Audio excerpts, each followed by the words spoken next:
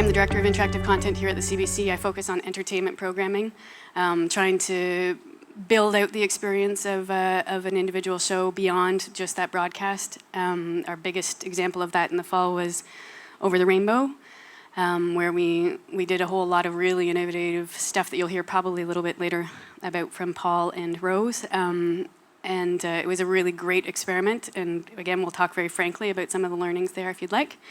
I've been here at the CBC for 20 years, started in radio, razor blade cutting stuff, and so went from all the analog to, I've seen this place go through a huge shift. And I'm really excited about the direction that we're going in, not just here at the CBC, but in Canada as well. I think that we're on the cusp of a really great moment when the focus is going to be on how do we tell Canadian stories in really deep and meaningful ways for our audiences.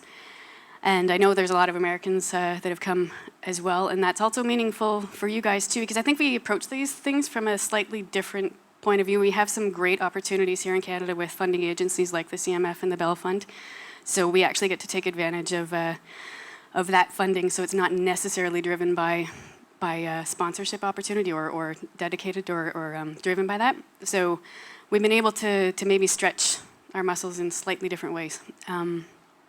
So anyway, what is my presentation about? It's about the new audience currency.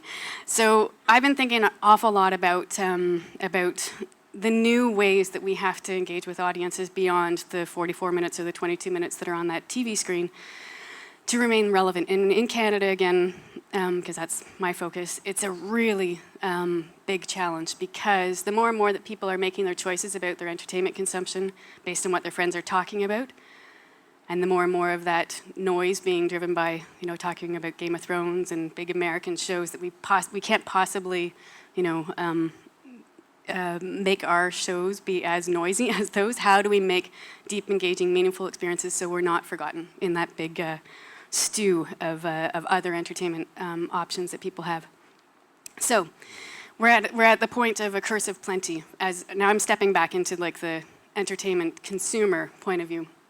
I can, right now, if I was sitting at home, it's not a 500 channel universe anymore, it's an infinite channel universe. I can make any content option is available to me as a consumer of content. So there's enormous pressure, that puts enormous pressure on conventional models, but that's not a bad thing. There's a role for all of us to play. They're just shifting. They're different from what they were like 6 months ago even. And there's a huge role for the audience to play. And I think we sometimes have not been keeping our eye on that role as closely as we could. To me, the audience is now the network, really, and social is becoming much more the remote control for how people make their choices. I know the last book I bought was because of something somebody'd recommended on a Twitter feed. Living room is the new remote control, or sorry, the new control room. So I'm making choices as an entertainment consumer based on a whole lot of screens in my living room.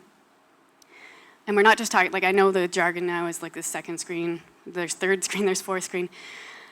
We're all battling in the content production space for that no man's land between the couch and the TV screen, because there's a whole lot of stuff that could happen in that space. There's like, people could be checking the Wikipedia for that actor's name, or they could be experiencing some great, experience that we've created for that television show. I heard yesterday or the day before there was a conference in the UK, social TV conference, something or other, and somebody was talking about how, the mobile's now the first screen.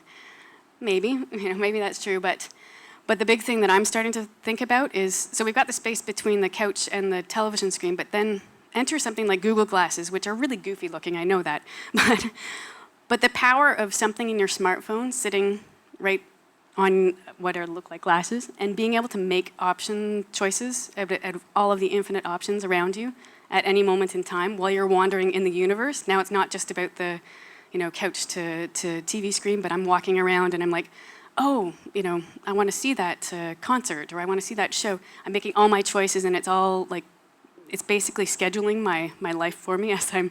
If you haven't looked at the video that Google put out on this, have a look. It is kind of cheesy because it's like this hipster guy wandering around in New York, but it does make you start thinking about, holy cow, it's actually like we're leaving the era of a push mass media presentation creator relationship with an audience, and it's a hyper-personal era that the consumer of the entertainment is actually in complete control of absolutely everything that they want to consume. So they're going to sometimes be creators if they're really engaged with the content that you're presenting to them or you're collaborating with them to create.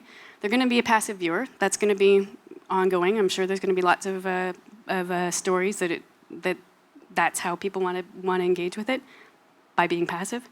There's going to be active participation in particular types of shows, game shows particularly. We've already seen that.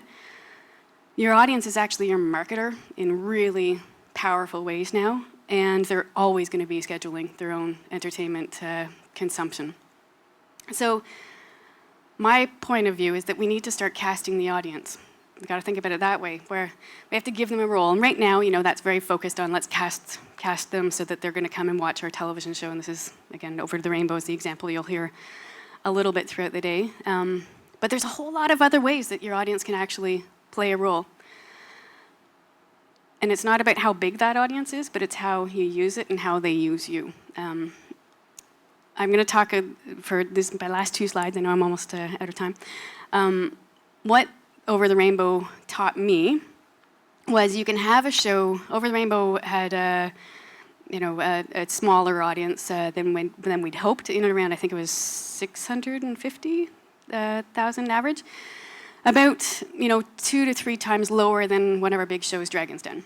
So the blue is Over the Rainbow's web traffic. And one of the things you'll notice, this big, huge spikes are the show days. But then there's a whole lot of spikes that happen outside of show days, especially towards the end when the audience was really engaged and really wanting to make an impact on this show and to have their impact felt in the show by casting Dorothy for The Wizard of Oz. And if you look at where the Dragon's Den, which is, again, 3 times the television audience, but then this is the web traffic that we're able to garner around that show and both of them had a quote-unquote second screen experience built around them. The thing about the Dragon's Den one was that it was very much focused on the in-broadcast moment. So, do you agree with the Dragons? Polling around some of the stuff that we've all probably in this room seen happen a lot over shows over the last 6 months. Rainbow was very much about how do we get the audience out there in the world, living and breathing the show, and talking about it in deep and meaningful ways, and engaging with us as the producers of the show, so that we can have a longer and deeper feedback loop with them. Because that's a huge opportunity, especially when we're talking about a time when people are making all their choices and they're scheduling everything in their lives. We've got to figure out what are the opportunities in their real lives that we can actually make them aware of the shows that we're putting on the television screen. So, and the other thing I'm obsessed with right now is the whole Moneyball idea, because we've got so much data now. Because a show like Rainbow, we actually know an awful lot about those people now that registered with us, and that we know where they are. We know in some cases we have a lot of really rich demographic data about them. Can we actually build a program around the idea of using the data that we glean from the audience in real time? Pretty powerful to start thinking about it that way, because to me, that's the only, that's a way that we could actually make really great experiences for audiences, if it's actually in a real feedback loop with them about the show that they're experiencing as it's unfolding in the season. And that is all I wanted to talk about for now. And then we're going to talk to Paul, too. Thanks.